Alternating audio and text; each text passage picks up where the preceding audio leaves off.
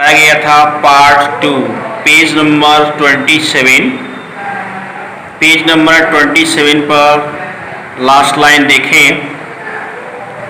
ये आपको टिक है, सुमात्रा अर्लियर दैट मॉर्निंग तक पढ़ाया गया था। इसके आगे फिर मैं आज पढ़ा रहा हूँ। पेज नंबर 27 पर the water was swelling and kept coming in. पानी उभरता हुआ आ रहा था। पेनी स्मिथ रिमेंबर्ड। पेनी स्मिथ को याद आ गया। The beach was getting smaller and smaller. वह रेतीला भाग धीरे धीरे छोटा होता चला जा रहा था, क्योंकि पानी आगे बढ़ता जा रहा है और वह रेत का जो रेतीला भाग है वह छोटा होता जा रहा है, पानी में डूबता जा रहा है।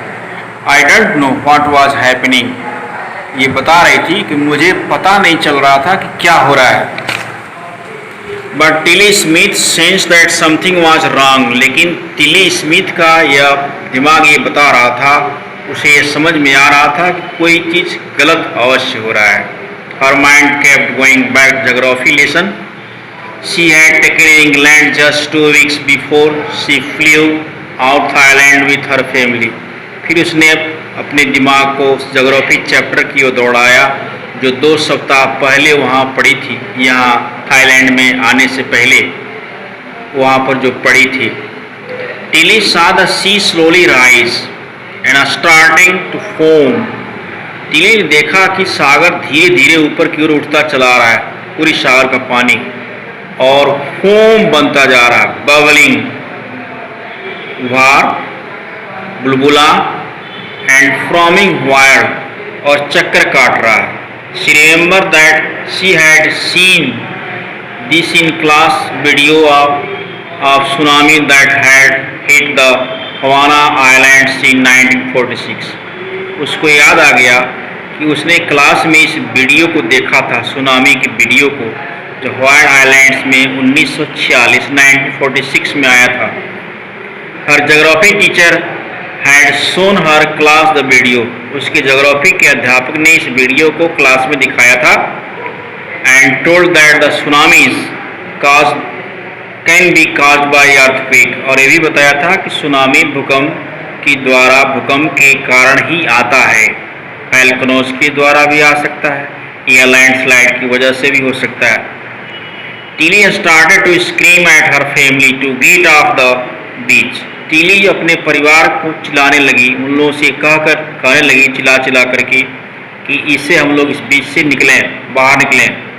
She talked about an earthquake under the sea. वह ये भी बता रही थी कि सागर के अंदर भूकंप आ गया है, उसके भूकंप के बारे में बता रही थी। She got more and more hysterical. काफ़ी वह मूर्छित हो रही थी, मदहोश हो रही थी। सेड टू हर मदर, पेनी से कही वो, I did not know what tsunami was. उसकी माँ ने कहा मुझे सुनामी तो नहीं पता है क्या है। But seeing my daughter so frightened. लेकिन अपनी पुत्री को इतना डरा हुआ देखकर I thought something serious must be going on. मैं सोच रही थी कि निश्चित रूप से कोई डरावना चीज़ घटने वाला है, कोई गंभीर मामला है। टिलीज पेरेंट्स टूक her and her sister away from the beach. Tilly के माता पिता टिली को और उसकी बहन को उस रेतीले भाग से ले गए to swimming pool at the hotel. Hotel के स्विमिंग पूल तक। A number of other tourist also left the beach with them. काफ़ी संख्या में अन्य पर्यटक भी उनके साथ उस बीच को छोड़ दिए। Then it was at the entire sea had come out after them. लगता था कि पूरा सागर ही उनके पीछे आ रहा है। I was screaming running. मैं चीख रही थी, चिल्ला रही थी।